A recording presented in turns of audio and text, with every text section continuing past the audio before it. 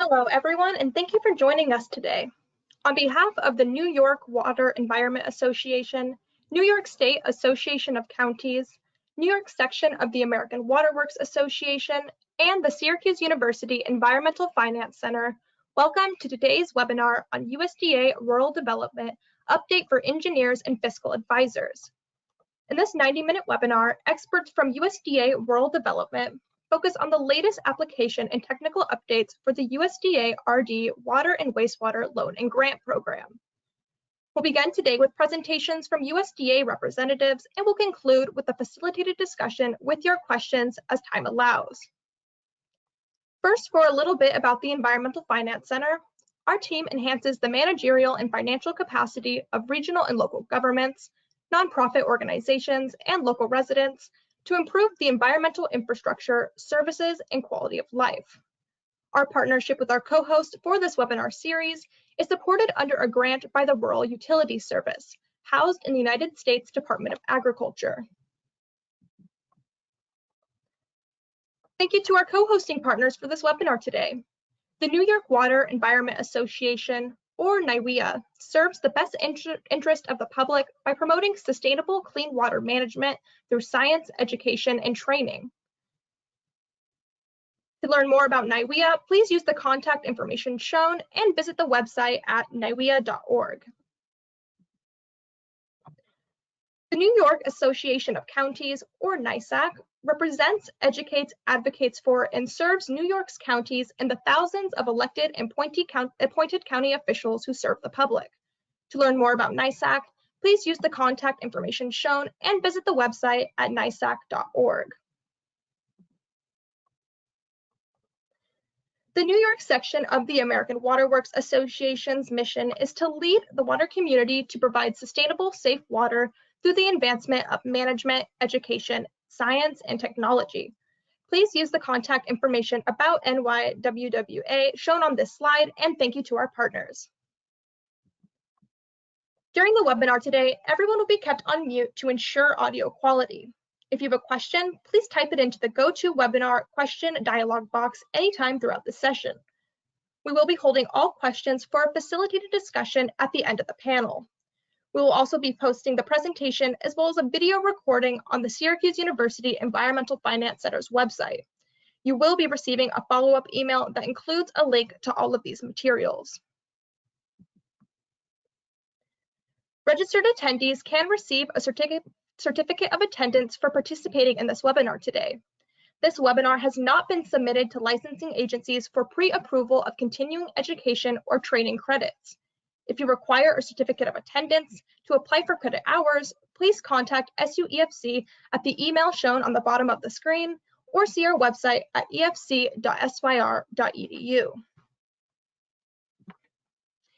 And on that note, we can begin today's discussion. Here's a quick look at today's agenda. We have 4 USDA Rural Development representatives from the New York State program with us on today's webinar. We have Christina Cerrillo, a Community Program Specialist, Casey Chamberlain, a Community Program Specialist, John T. Helgren, PE, a State Engineer, and Brenda Smith, the Community Programs Director. After the first presentation about using the RDApply grant application system, John Helgren will provide information on USDA's preliminary engineering report and updates on USDA guidance and requirements.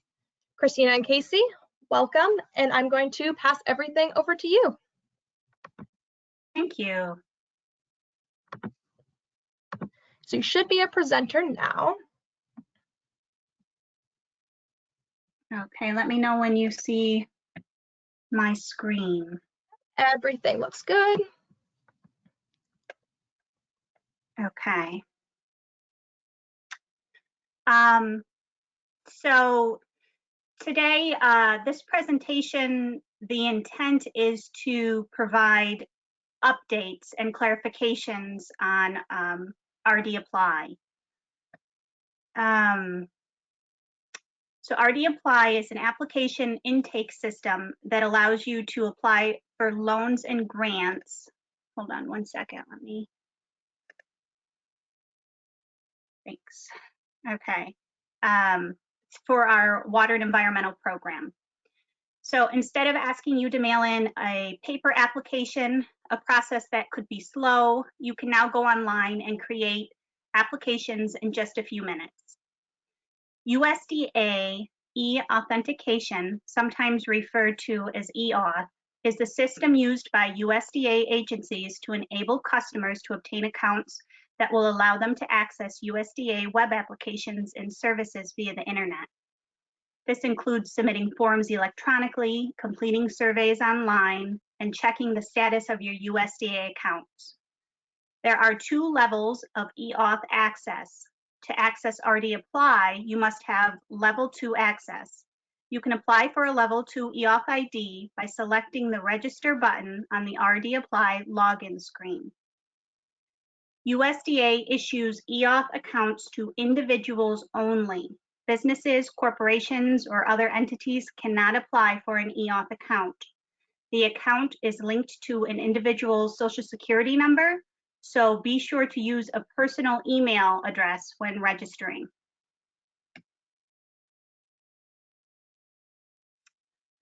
You are required to be an authorized representative before you can create an application. When you log into RDApply, you will be taken to the home page. At the top of the screen will be a button called Authorized Representative Request. Clicking it will generate a form where you can send a request to RD staff asking for your eAuth ID to be linked to a town or village's tax identification number. Once approved, you may create an application in RDApply for that entity. Do not submit an authorized representative request to assign more than 1 role per person. There are multiple security roles that can be assigned to individuals working on the application. These roles determine the amount of access that person is allowed in the application. Here is a list of the roles and the access each role grants. Each person can only have 1 security role per tax ID number. The Representative Signature Certify role will only be assigned to an applicant representative who is authorized to sign application documents. This is typically the supervisor or mayor.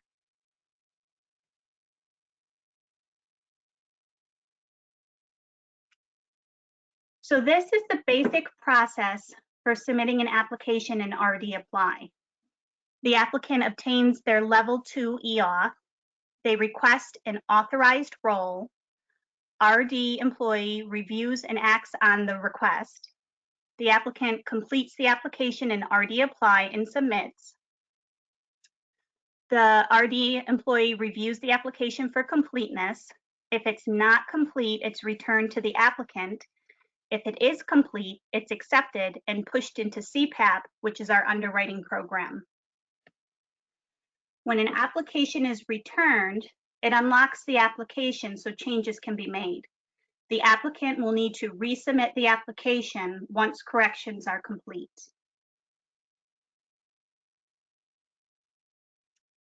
The documents listed on this slide are items that must be included with the RDApply application. We encourage you to reach out to your local servicing office prior to submitting an application in RDApply, and we have a contact list of the local servicing offices at the end of this presentation.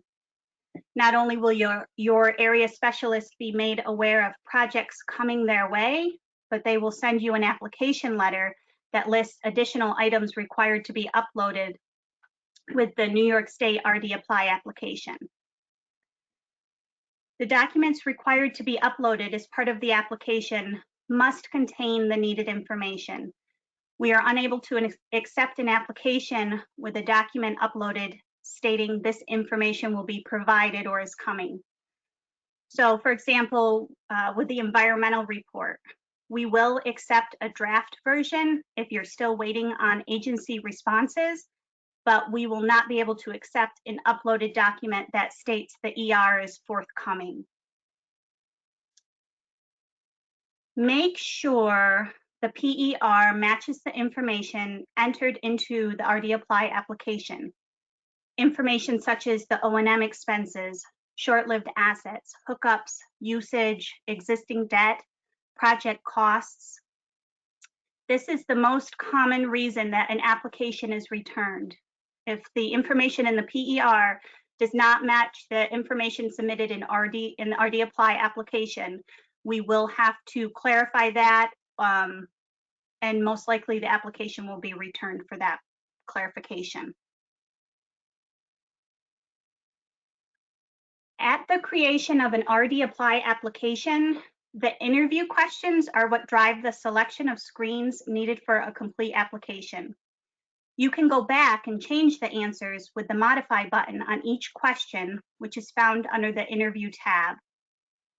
The remaining interview will adjust based on the new answer, and the screens will be modified to create the proper application. So for example, when completing the interview questions for a water meter replacement project, the question, will these funds be used for construction, must be answered yes. If you select no, then you will not receive the correct screens needed in order to provide enough information for a complete application. Some reminders for completing a water or wastewater application. Project costs should be rounded to the nearest thousandth. Our underwriting system needs loan and grant amounts in the thousands, and make sure the PER and the RDApply figures match. Be consistent in the project name. It should match the project name referenced in the town's district formation documents or the board resolutions. Do not include estimated rural development loan and grant funding offers in the PER. If there are high water costs or high water usage, this needs to be further explained and documented clearly in the PER. Remove any O&M expenses from short-lived assets. Do not include short-lived assets over 15 years. These cannot be included in underwriting. If there are short-lived assets that fall at 16 years or more, do not round down to 15 years in RDApply. We cannot include them in short-lived assets. It is very important that O&M expenses are itemized sufficiently and not presented as a lump sum, such as a flat fee per EDU. We cannot accept costs per EDUs for O&M. Submit O&M expenses broken down by cost, such as water purchase, which you would break out as, $3.50 per 1,000 gallons and whatnot, and do the calculation. Utilities, employee costs. However, do not submit an arbitrary O&M breakdown if it's a water purchase only system. Proposed O&M expenses will be compared to the historical audits. In absence of other reliable data, say for a brand new system, O&M will be based on actual cost of other existing facilities of similar size and complexity. Ultimately, we need to ensure that the total user cost, which consists of O&M expenses, debt service, short-lived assets, that these costs are affordable. Once the user cost starts creeping over 2.5% of the median household income, the state and national offices begin to question the project feasibility. If user costs are unreasonable, we will not be able to fund the project. At this point, I will pick it up from here. Yes. Christina, thank you very much. Yep. We're going to talk about connection and usage information that we're looking for. We do not want you to submit an EDU or an equivalent dwelling unit. This is the average consumption per month for a residential customer. You must provide us the hookup or connection. EDUs are an internal underwriting tool that USDA uses to convert other users to an equivalent number of residential users. Connection and usage information provided must include the hookups and the volume of the total service area. We also need the breakout of just residential homes. Be sure to provide water usage. We do not want you to include water leakage. The volume and connection information in the PER, again, must match the information that was entered into RDApply. So we're looking for the total gallons sold to residential and other customers, excluding wholesale, for the most current 12-month period. We need the single-family housing dwellings broken out. Then we're looking for the total number, not EDUs, of existing connections or hookups on the system with the single-family dwellings connections broken out. We're going to look at the total annual revenue for the same 12-month period. We need you to provide the total new connections, and this is only if it's already for an existing system. We'll need wholesale if the water is sold to another entity for resale. We need total vacant parcels. This will be documented in the PER. And then we need that for those vacant parcels, we need the non-buildable parcels to be broken out in the PER. Next slide, please. So we wanted to give you some clarifications on how to categorize the hookups, because sometimes there's some confusion. So a single family house equals one residential hookup. A business or commercial building equals one other hookup. A multifamily building or mobile home park is going to be either one other hookup if there's only one water meter, or it's going to be the number of apartments or homes as residential hookups if each home or apartment has a separate water meter. A vacant house equals one residential hookup. A vacant commercial building equals one other hookup.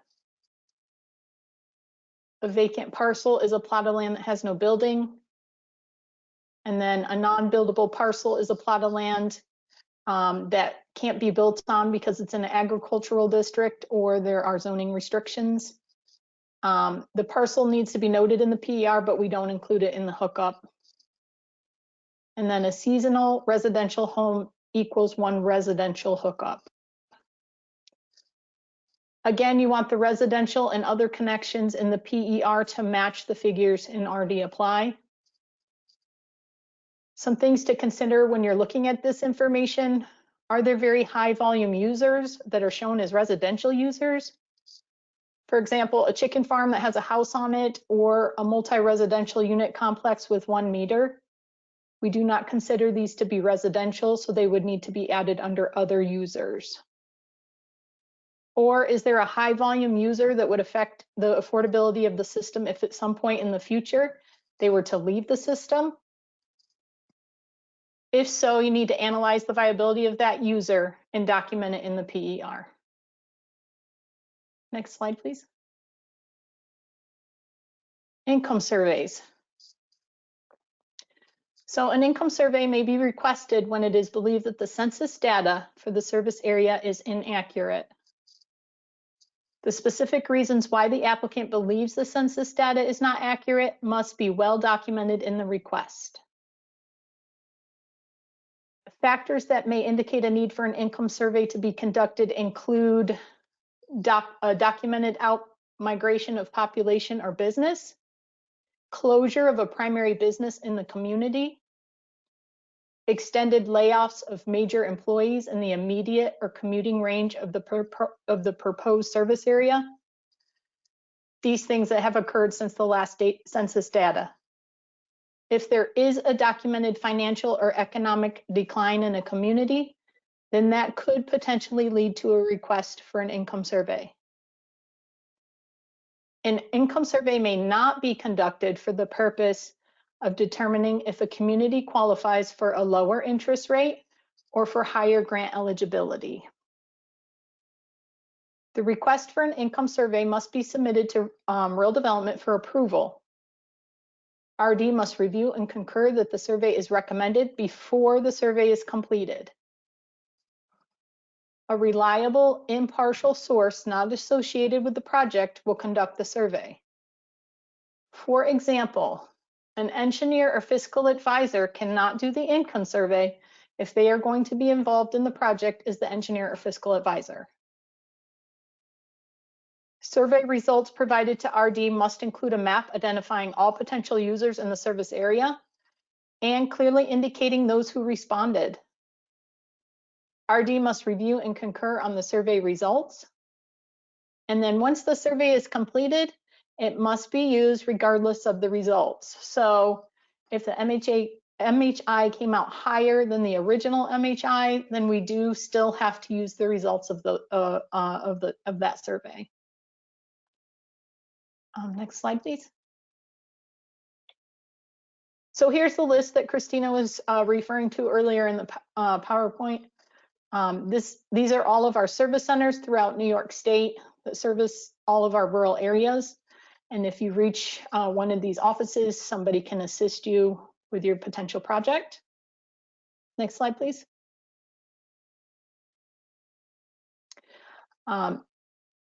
Here's our contact information, Christina, myself, and Brenda. Next slide, please. Does anybody have any questions on this part? Well, this PowerPoint, I should say. There's no questions that have come in yet, so we're going to encourage folks to enter questions into the question box in your control panel, and we could move on to our next presentations if you like. Sure, sounds good. Thank you. Thank you, Christina and Casey, for presenting with us today. That was very informative, and I'm sure the information will be very useful for today's attendees. We'll now hand off to John, who will continue our discussion. So John, I'm making you a panelist or a presenter now. Super. Let's see if I can figure out how to do this. How are we? Did I accept it? Yep, and we can see your introduction slide. Super. Hi, everybody. I hope everybody can hear me. If you can't, please let us know somehow here. And I miss seeing you all in person. And we appreciate the opportunity to present here today, and obviously, and to continue with in giving you folks some information. I would rather do it in person somewhat, but and we can talk about that later. But as we have in the past been able to needed to do this. So I'm John Helgren, and I'm the state engineer at this point. My colleague Marcy Newman, who you all know, retired as of January 1, so we miss her, but she's not available. So I'm doing the engineering work here for our state. So I wanted to go over PERs and also some environmental stuff, but mostly we wanted to talk about our new Bulletin 1780-26, which I think a lot of you are familiar with, but just want to be available to answer some questions and point some things out. And inherent to that is some of the AIS requirements. So first, just recapping up PERs, you know, it's one of the technical documents that we require along with the environmental report. It was mentioned in that it needs to be uploaded to RDApply, as Casey and Chris pointed out. If you're not familiar with our outline that it's supposed to follow, it's at this Bulletin 1780-2. We have lots of these bulletins with numbers. If you ever have a question on where to find stuff, don't hesitate to email, call me. But this is the link here, and should be buried in the PDF when you get it, or are able to. But mostly just letting you know too, and I've hopefully said this before, the format, we want you to follow this, but sometimes we get formats that EFC, DEC want when we're doing joint projects. That can be okay. We usually ask for, you know, we're going to review it. We'll ask you, hey, give us more information when we need it here. But I do want you to be aware of if you have an emergency community water assistance grant project, the ECWAG we call it, or if you have a simple project where it's just a replacement or a simple extension of an existing system, that could qualify for a streamlined PER. And if you have an interest in that, let me know. That we have a fillable PDF format for that the national office is letting us pilot. And so you're welcome to try it if that fits. So if you have either one of those, let me know. So how can you write a better PER. Some of this comes from what we were hoping to present last March, got postponed by the pandemic, so we're back again.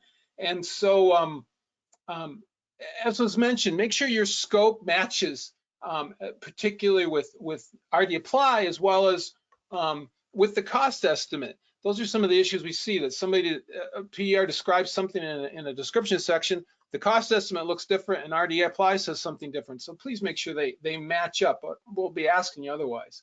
The environmental section, we don't need the entire environmental report. We just need, how's this project, how are the environmental resources going to be impacted in that area briefly? Or what are some of the issues, like, are we crossing wetlands? Do we have to worry about floodplains? That type of thing. Don't need all the review. That's for the environmental report. It should discuss alternatives. That's a key, unless it's a very simple project. If you're doing a net, the life cycle cost analysis, LCCA, it's supposed to be on a net present value basis, and we're supposed to use the real discount rate from the OMB circular. I give you the links here. I'm going to note that if I review it and tell you this is what they want. So we'll ask you to update it if you haven't done that. And if you got a question on doing that, don't hesitate, give me a call. As I mentioned here, costs are a big thing in terms, obviously we want to know, that's where our finance comes from, but making sure they match with RDApply, discussion on different items. We're big on open and free because that's our policy and regulation, depending on what you're looking at. But we want to make sure that anybody could bid on this, and any materials could be used that are possible. But systems can standardize, and if you have an interest, if the community has an interest or has standardized, check in with me, and we'll just make sure that most of the time we can allow that. And so we just need to make sure the right processes fall for that, and making sure the costs include AIS. Breaking down the costs, or sometimes we don't see enough breakdown. If the contingency is different than 10%, we need an explanation of that. Doesn't mean it can't be, but 10% is the target number for us, and just we need to know why it would be different. And I'll get into a little bit of O&M and short-lived assets for you. Just reiterating what Casey and Chris really said about connections. Casey, I believe, and then I won't go back into detail, but the big thing is tell us connections and flow per connection. We really don't, although we base things on EDUs that we generate from our underwriting, what we need in the PER is how many connections there are and what the flows are. Again, breaking down, we talked about O&M.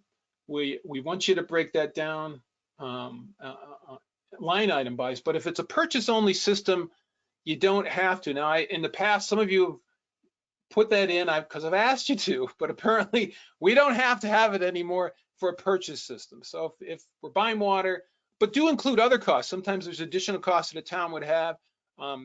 Maybe they're part of an area-wide system, that there's additional things beyond normal just purchasing water that includes O&M. Make sure that's clear and in there. Short-lived assets, as was stressed, a breakdown in the 5, 10, 15-year range. But also be aware too, the biggest thing we see someone is a town versus a village. A village owns an entire system, and we have to see the short-lived assets for the entire system. That's who's applying to us. Whereas often a town water district that certainly is a simple extension, often if it's just pipe and valves and hydrants, there is no short-lived assets, and I can agree with that. And that's true. That's a town-specific district system. So know the difference of what you've got. If it's a village, often, or definitely, you're going to need to include everything. If it's like a town-wide system, that's a different story. We need the short-lived assets for the entire system, from source through treatment and storage and distribution. And that's my PER blip for you.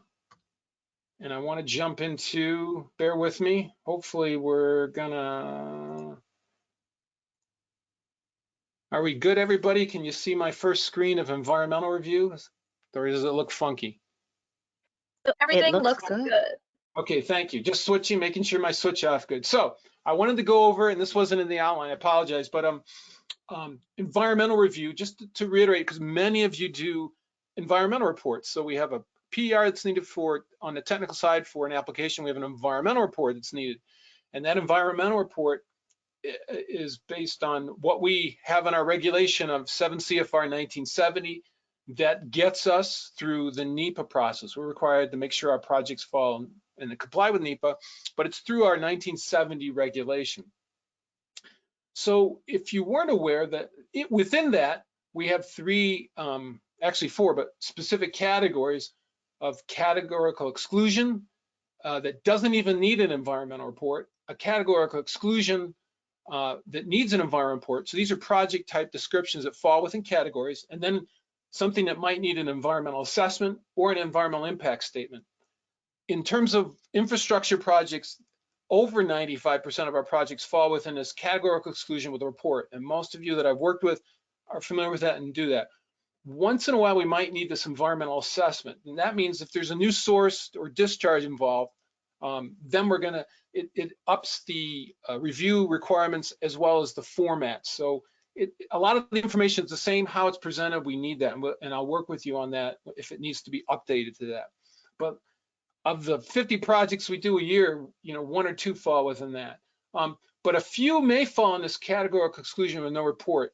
The ones that could fall in that of recent that we've seen is, or when this came into play was something where it's a replacement only. If we're replacing water main or sewer main only, and that's the only thing we're doing in the project, it could fall within this. If we're gonna build anything new, any new water main or sewer main, it's gonna fall within this category exclusion with the report, and it's going to be the same old. So if you think you've got something that doesn't need a full environmental report or full environmental information, check in with me. I appreciate it, and then we can walk through it. We have a guide for you. It's old, it needs to be updated, and I apologize for that, but it still gives you most of the information, and a lot of you know what's needed. But these are the key elements in there. But the two biggies for us are that because of outside regulations are Section 106, the Historic Preservation and Environmental Endangered Species Act, Section 7. Other resources, we gotta touch on, you gotta show us where these resources may be impacted, but the Historic Preservation Review and endangered species are important to really document well. And so some of the key things we see that are missing: maps. Make sure you show the project what's going on. Sometimes we just get a FEMA map or just a wetland map and we have no clue where the project is. I can probably figure it out from the other maps, but it sure be nice if you could lay out the lines or show us the site so we can kind of see where things are at. And if it doesn't and we're not clear, we're going to ask you for that. Another thing is making sure the scope between the PER and the environmental report are consistent. That's an issue that we see sometimes where they describe additional parts of a project. Usually it's about the same project, but there's some additional water main or some additional work they're doing in either or that wasn't described in the other one, and they need to say the same thing. For historic preservation, just making sure eventually we see the SHPO information. You can give us the CRIS link. I can look at that directly, so you can do it that way. Most provide, the SHPO clearance letter. A big key is making sure that the nations, the Indian tribe template letter that from us is sent out to those nations. That gets the 30-day clock started. If you haven't done that, that's going to delay things and make it harder. We're going to ask you to do that. But we do, as you're aware, many of you are aware, since a few years ago, I think 18, we have this national programmatic agreement that's available. So if we can't get through historic preservation review in a timely manner, or that might delay the project, we can utilize the MPA and delay Section 106, the historic preservation review, till after we finance it. But we have to do some specific things to do that. And if it comes up for that, we will make you aware of that in the review. With endangered species, we got to have the IPAC review. It's best to produce the IPAC report that actually says it's for a project and not for construction, but I can deal with either one, but I prefer that. We're supposed to get that. And then if we need responses from Fish and Wildlife, if we're actually potentially impacting a species and Fish and Wildlife need to review it, we need what you told them and their response. A lot of times that's missing. The most common species we have, the northern long-eared bat. If that's there and you think you're trimming trees, cutting trees even, just do the 4D rule key and we can be done. Provide that to us. We're going to ask for that if that looks evident. And for state species, a lot of that, if you just go to some of you go specifically to them with a letter, which we've asked, but you can also go to the EAF mapper and resource sites and give the specific species listings on a state level, and that could be adequate for us. So let me think here.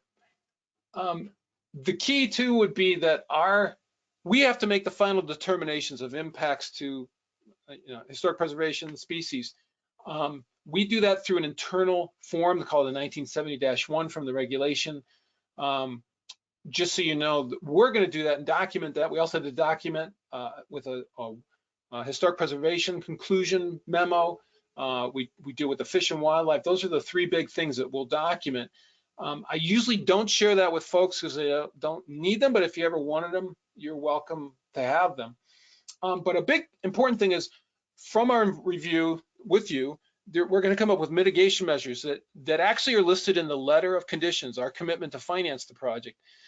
That needs to be making sure that we follow those in the contract documents. Sometimes that needs to be specifically spelled out, but usually all the documents and everything includes. The classics are, getting a wetland permit or doing additional work for or doing a SWIP. And so that seems evident, but just so you're aware, we might need to see some additional information on in the contract documents. But you should look for those mitigation measures. So that's environmental review. How are we doing in time? I think we're good. So I'm going to switch gears then to, look at that. Hopefully this is right. So one of the important things we wanted to bring you together today for is our new 1780-26 bulletin. It came out in June of 2020. We emailed it, or the link to many of you, as well as there was actually our national office provided some webinars on it last fall. And I know that some of you attended that and we appreciate that. And so I just wanted to reiterate some of the items from that bulletin, share that with you and point out some things that I hope are useful, but that may be issues that we've seen. And then from that, I'll also then do some information on the American Iron and Steel requirements that are buried in that. So you got enough about my information. So what this bulletin does is the old bulletin was from 2013 or 14. It gets you to revise standard contract documents to meet any kind of requirements, federal requirements we have, what we need in there. So our regulations actually require standard contract documents be used. So our national office has gone to EJCDC and utilized those and approved them through our Office of General Counsel. So the attorneys looked at it and said, this is what you can use and stick with it. So we're not supposed to use anything outside of that or any major revisions to that. So if somebody wanted to use non-standard contract documents, we have to get that reviewed through our OGC, which can take a while, months. So be aware that I've never had anybody actually ask for, can I use something else? You've all lived with having to deal with the EJCDC the way we want it, and I appreciate that. Because, as pointed out, it makes it a heck of a lot easier for us, streamlines, and I can review things a lot more quickly. That way, just say, yeah, they got this and this. So I appreciate that. Please continue to do that. But if for some reason you think you got to have something that's different, let's talk, because it could delay things quite a bit and make things difficult. And we appreciate not having to do that. So thank you for using this document. So it was updated. The link is up here. It's also been provided to you in the in the webinar here through the handouts. So you should get that link from there if you can, if you don't have it. But it tells you what to do to update the EJCDC C series for construction, the 2018 ones. That's what we're on now. So Taylor singlets oh boy. So let's see if I can page down. Something's not, now it's happy.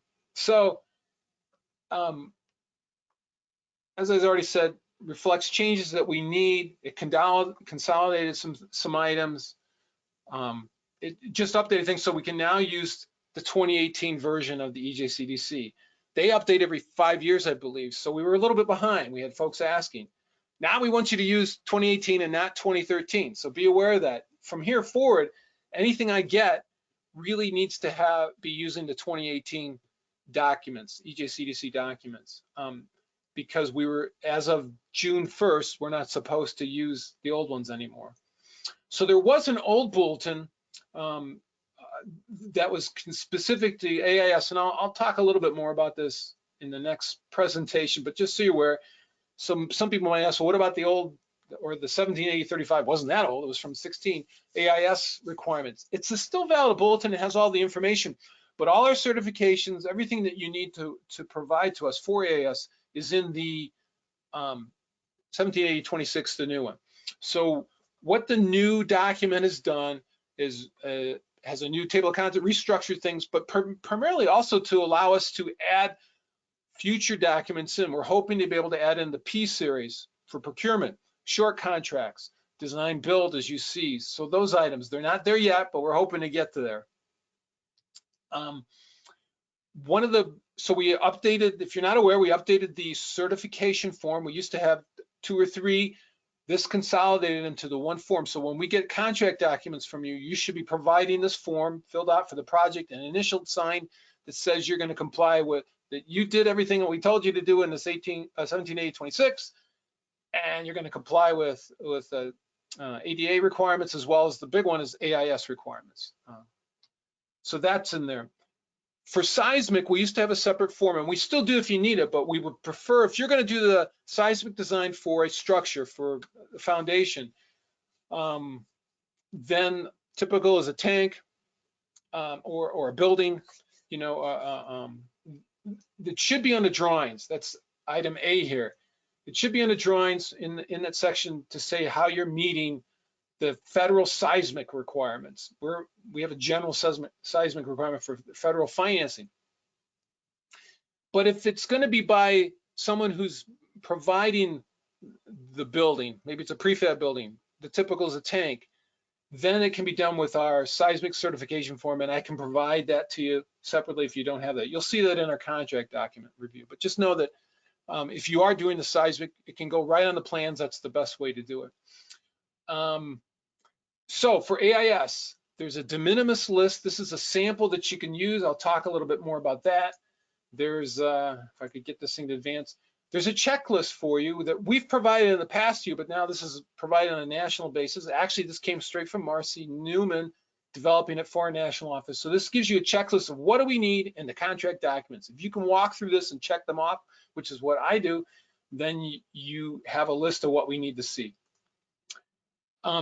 What's also in the new 1780-26 is updates for the agreement between the owner and an engineer, you folks. So it's not just the contract documents. As in the past, it includes the engineering agreement. We're still on the C500 from 2014, I believe.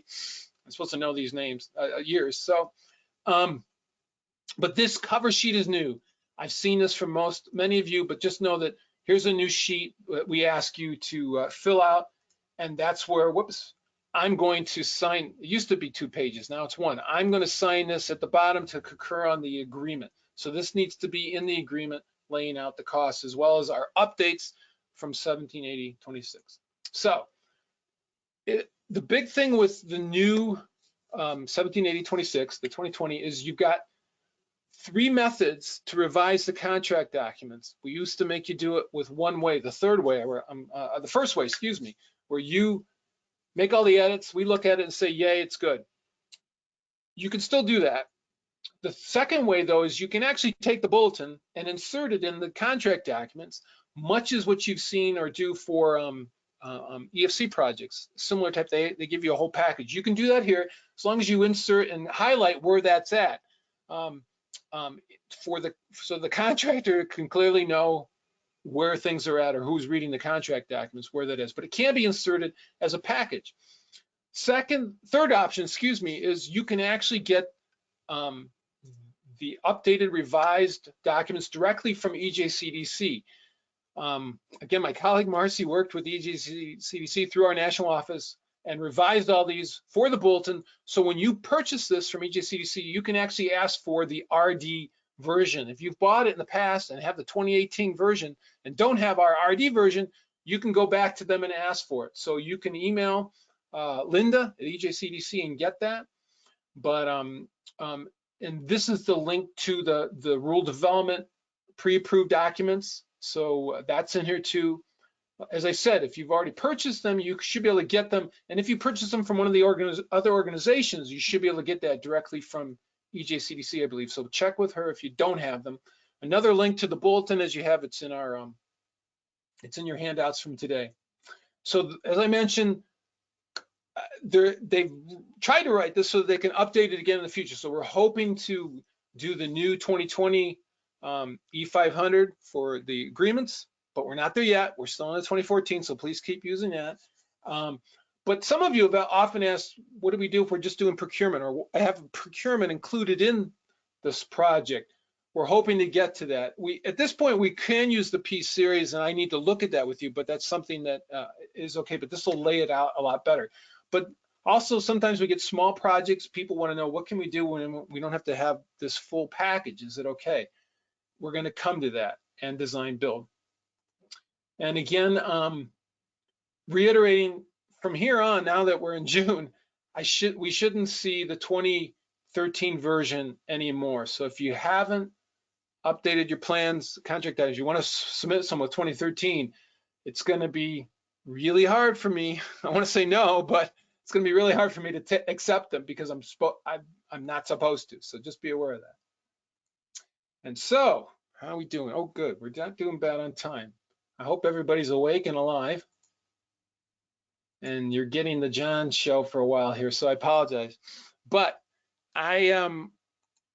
we do want to make sure you knew about these updates and are aware of some of the things going on. And so for AIS, so within 1780-26 and the 1780-35, we had the AIS requirements. So we are requiring AIS, as you know, since 2017.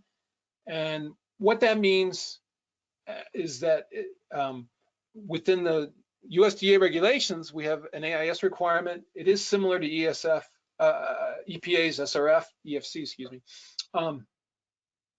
regulation. It is a different regulation though, but on joint projects, we can do them together. So I'll talk about that. But the big thing is making sure the budget and the PER includes AIS materials, cost for that the design includes that, so the contract documents show and clearly have all the AIS stuff. And then during construction, we need the certifications from the engineer prior to construction, from the manufacturer submittals for applicable AIS products, and from the contractor at the substantial completion. The big issue has been the manufacturer certs of any issues, and so I'll talk about that a little bit more here. But so what do we need to, what's an AIS product? It says that in the regulation, but it's anything that's primarily iron or steel, 50% by cost. Some classic items that we do with you folks: pipes, fittings, manhole covers. Most of you have seen these, know these, and they work. But also, if we're in a building project, a lot of the building materials, if they have steel in them and are these specific items that have 50% more iron or steel, then we need certifications on those as well. One of the ones that often is overlooked is the reinforced precast concrete. The reinforcing steel that goes like in a foundation needs to be certified, but the actual precast concrete structure from your precaster, that needs a certification for AIS. Not just the rebar steel, it's supposed to be the entire product. It could have separate certifications for the steel versus the product. Most I've seen is for the product, but just be aware of that. It's kind of funny. It seems like it's mostly concrete, but it's a specific item listed in the regulation. So we got to have it. Some non-AIS products. So there is a lot, and you don't have to have certifications for that. Pumps, any kind of mechanical equipment, mechanical valves. So if a valve is operated mechanically, that doesn't need it. A valve that's hand operated, that needs a certification. Seems kind of funky, but that's what they did. And if you've got a product that is less than 50% iron steel, we may need the manufacturer to point that out or show that to us, prove that to us if we have a question on it.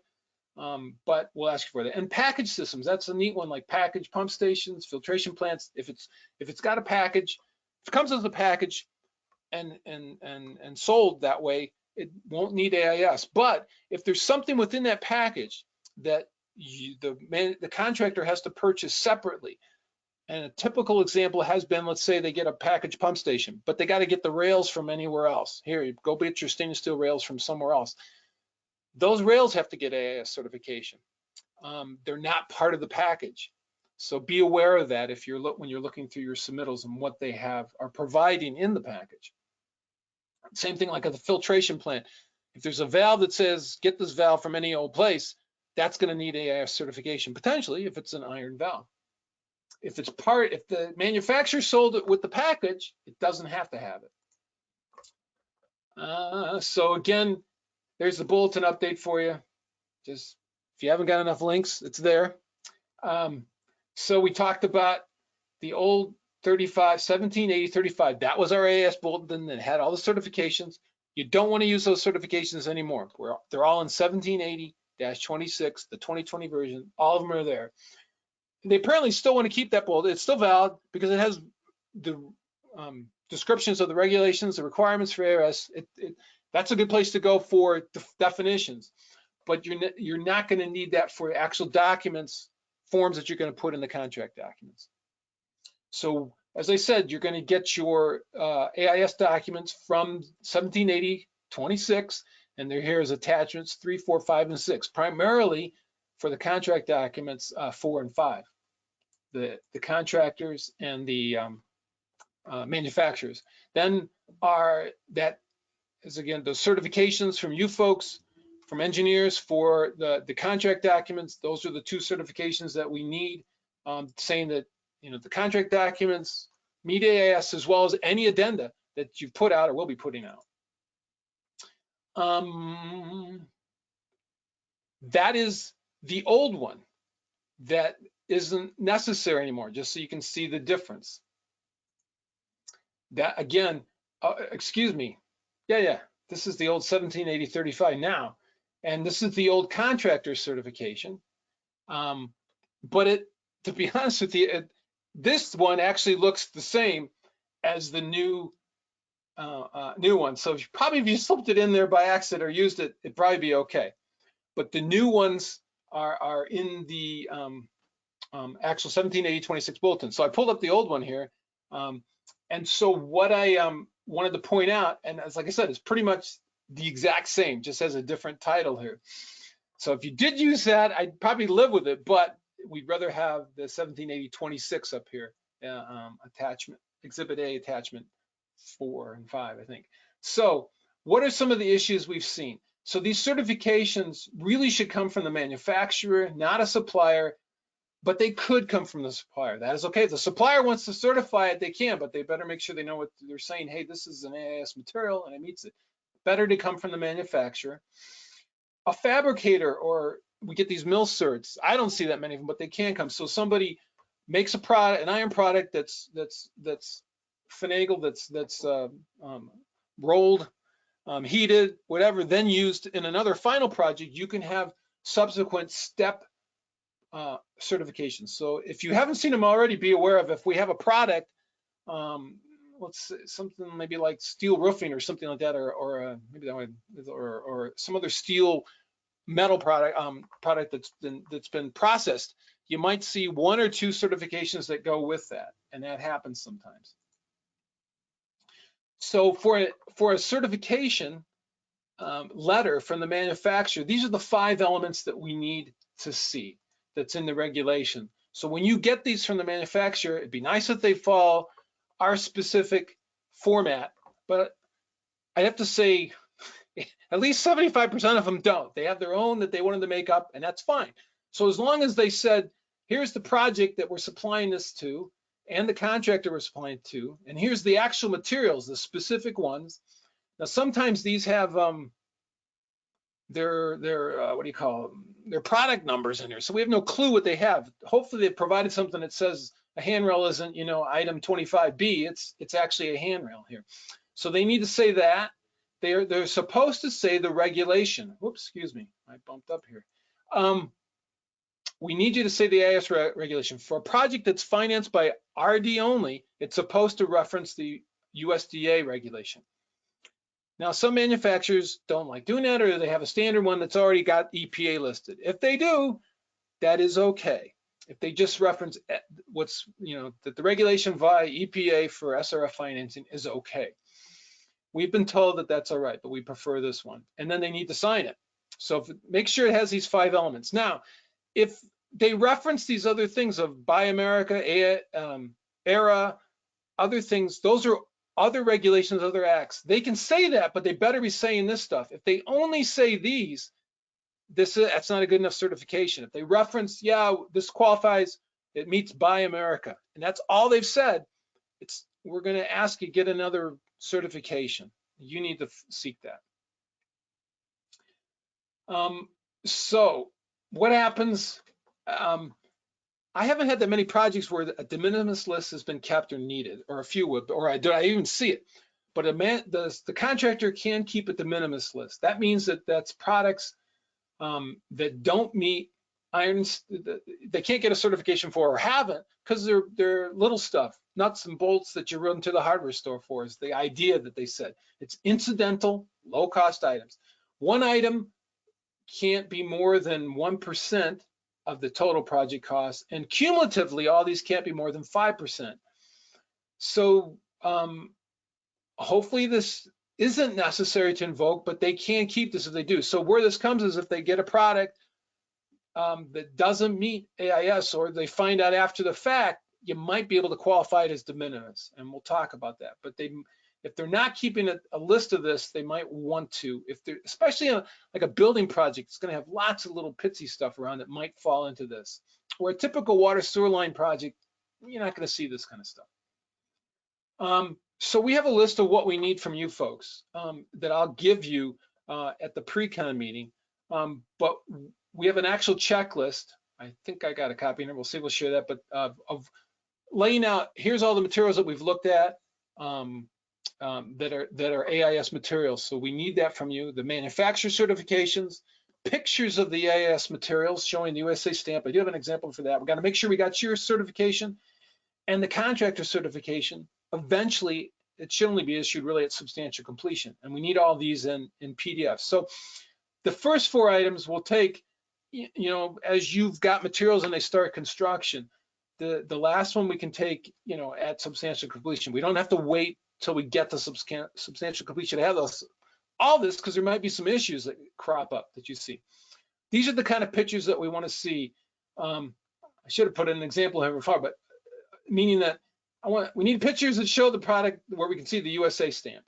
Sometimes we've got pictures of products that, a hydrant far away where I can't see this. I can have that picture, but we also need the one with the USA stamp. So I did include a checklist, so that's good. So this is the checklist that I actually have to complete and sign and submit to our national office, along with the certifications and these pictures. This is something that they added after the fact, so it's adding some work to us, and it's adding work a little bit though, what we needed from you. If you could draft this, we're asking you folks to draft this so that we can put in the items in this line, some of the project costs. I can fill in some of this, but the main thing is if you can identify these products and the certs that you're going to submit with this. If they did have a de minimis waiver, we check here, but then I'll sign it. You can fill in your names. Now, if you want to sign it, you can sign it, and then I'll sign it after the fact too, but it's me that actually submits this to our national office. They have a tracking system to do this. So a couple issues that come up. If a product, so what if we got something that's foreign, that doesn't meet AIS, but should have, that's in this? So is it permanently installed? AIS only applies to permanently installed stuff. So if it's not permanent, then we don't have to worry about it. So if you come up with something where you find out, hey, they put something in that's not USA made, let's talk about what it is. Can it be de minimis? It might be able to fall into that list. So let's see. If it doesn't qualify for any of these, you got to notify me right away, because I got to let our national office know. And they actually have a consultant that will work with the manufacturers to make sure, or if somebody's to get an AIS product. So ahead of the game, if they're saying only only available is this product that isn't USA made, I need to run that by our national office to confirm with you that it can be de minimis or it's okay because no other project is available. Their contractor will chase down manufacturers and figure out if something is available or not. And this can happen, and we look through it. But if that comes up, please check in and let us know. If it's already been installed, that's when we got a problem. And so if it's already been discovered, you discover it and it's in there, let's see if it meets these lists. But if not, you got to let me know and we'll see what we can do. We have no desire to say that can't be funded by us and you got to take the money out of our financing for that. We don't want to get to that. So let's hopefully we can avoid it, please, because that's a pain. But that's what the regulation says, that, hey, if they put in something that's non-AIS, the applicant, we can pull our money from it. So if not just for the product, more. So we don't want to get there, and we haven't been, and we don't intend to, but let's avoid it. So I want you to be aware, finally, for responsibilities. Ultimately, by regulation, the applicant is the owner, your people you're working with, they're responsible to keep all the AIS documents. So please, you're the engineer working for them, helping them out, putting this together. You compile a file, you've shared it with me, but it's actually them that has to have it. And when we do, I believe when we do our compliance checks, I'm supposed to remember the name here, sorry, but regularly we'll go to the community and check in with them on the financing. They should have that in their file. You should have the file as well and keeping track of these. You're doing the main work for this and doing a good job keeping it all together. So you should have a file too. The contractor is supposed to have it on file too at the project site, but they're the ones that are certifying that the final installation complies. Our end of it is we monitor. We're supposed to help monitor. So we monitor, make sure it meets AIS compliance. So we're asking for all this information. Then we actually have to provide that to national office. Then they actually have to report to the president and Congress. And actually in the new American Jobs Act, you'll see some of that spelled out where AIS stuff has the reporting requirements coming through. I haven't seen that myself, but they've been stressing to us that we got to have this documentation so that we can provide it to Congress and the president. So that is all I have for all my stuff. So I'm going to give this back to Avery, right? Can I do that? Yeah, you can go ahead and do that. And Thank you, John. Here, yeah, I'm trying to see. I'm trying to remember how to do it. Oh, whoops, I just turned my camera off. That's fine. Thank you. Thank you, John. That was an excellent presentation. We can now begin the Q&A session by reviewing the questions that have been submitted through the questions box. Please feel free to continue submitting questions throughout this Q&A as time allows. And please note that the document on the screen we will keep up throughout the question session, but it is also uploaded as a handout in your GoToWebinar control panel. That's great. Thank you, Avery. Do you want me to kick off with the first question here? And just encouraging folks to keep entering questions. I'm Meredith Perot. I work with Avery at the Syracuse University Environmental Finance Center. And thanks so much to our USDA presenters today. So we'll have a few minutes of questions and we have time. So if you've got a question, go ahead and type it in. It's in the questions pane. Send it in and we'll be able to talk with our panelists today. It's a good chance to be able to ask questions about the material that's been presented. And I'll just kick off with one here. This is relevant to income surveys. And the question is, what if the sewer board is conducting an income survey right now? Does that mean we can't use that info? So this came in during the period when Casey and Christina, you guys were talking about income surveys, and they're asking, what if our sewer board is conducting an income survey right now? Can we use or can we not use that info?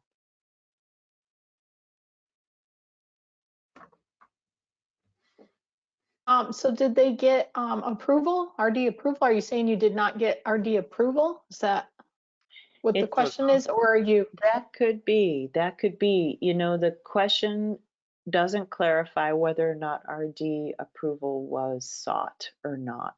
So that might be. Yeah, or is it a fact that they're a party to, maybe advising on the project? Because that could be the question as well. Then that would be a conflict. I guess I would, can you hear me? Yes. Okay, I guess I would say Casey's got a good point. I'm not really sure which one they're talking about, but if there's a income survey that's in process right now that has not received RD approval, they need to immediately get a request into the area office to the specialist and have them look at it to determine whether or not we can authorize the survey to be done. Now, if there's a conflict and it's being done by somebody who is a party or has anything to do with the project, then no, we would not be able to use the income survey. So if there was a conflict there, then no, the income survey we would not allow. We would require another income survey to be done by an individual, impartial, third party to do it. But if it's just a matter of they started it and didn't ask for us permission, then they need to get that in right away to the office so the office can take a look at it. Okay, excellent. Thanks, Brenda and everybody. That sounds good. And if there's any clarification that's needed, again, feel free to type more into the question box and we'll keep going with that, and also looking for new questions from folks too. Avery, do you want to facilitate the next question? Yeah, so we did receive a question near the beginning of John's presentation about the relating to the 10% contingency. So they asked, is the uncertainty of today's construction commodity prices a sufficient reason for having more than 10% for contingency? Yes, just say that. No, that's been a hot topic recently. So you're right. Things are very volatile. And if they're looking at, they put together a cost estimate and knowing that we might not see the financing, or they might not see the financing for a while to take a, the review process. I've had a few ask, can we make it 15%? Justify it. Say, hey, based on what we've seen, that could be there. And so, yes, it's a go ahead, but explain why. We might ask or look at it. Probably the bigger question or the bigger point would be too is to know that they can say that for us, once we got into construction and we're at the point of start, we've approved and you've got contracts, so we've approved all those. We would expect at the time of bid roughly that the contingency be actually 5% or less. That's more where it's been coming up. So if the contingency is higher than 5% at the point we're going to start construction, we need some justification for that as well. And so we would talk about that. Now, again, some have said, okay, what if it depends on the project and if something comes up, so we can talk about what we need to, but just so you're aware of that. But yes. Great. Thanks, John. That's terrific. I've got another question for you all. This person asks, I received an email yesterday with an announcement of available funding for the Water and Wastewater Disposal Loan Program. Is this a new program? How is this different from the funding WEP funding?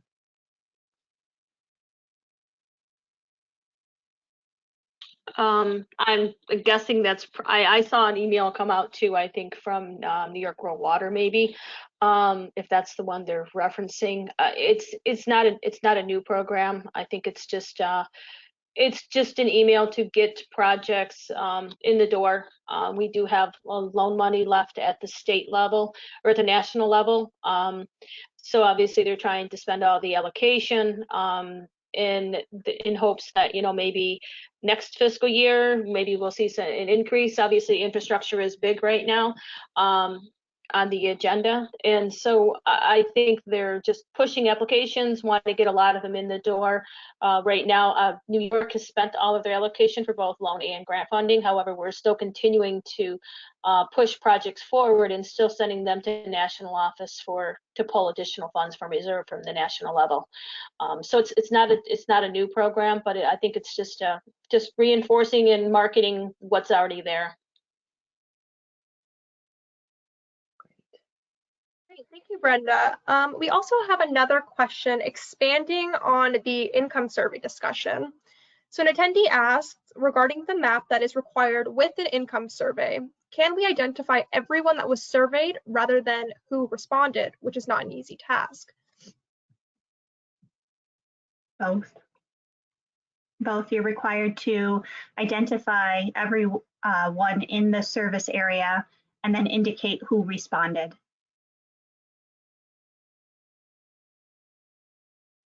Great. Thank you, Christina. Great, thanks. We've got one more, and I'll kick this one over to the panel. Why has RD done away with the Form A, since it requires the flow information, vacant parcels, and O&M breakdown? Frequently, the information is not in the PER, but the engineers are willing to provide the information and sign the Form A.